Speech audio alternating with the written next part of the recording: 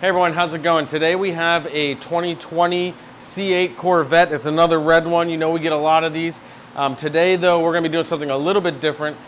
We are gonna be putting PPF on this car, but you're gonna see we're gonna be using Autobahn Carbon Fiber pattern film on the hood. It's just gonna complete the look for the rest of this car.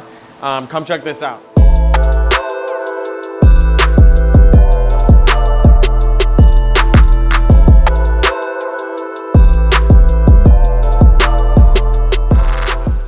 All right, so what I'm doing right now is I'm using this detail brush to get in the crevices and try to dislodge any dirt that's in there. And we've also removed the Corvette logo, the Corvette badge on the front of the car, and that gives us a cleaner installation and also gets some of that dirt away from the seams as well. So once we do this, we'll do some clay barring, which will get more contaminants out of the surface and give us as debris free of an install as we possibly can.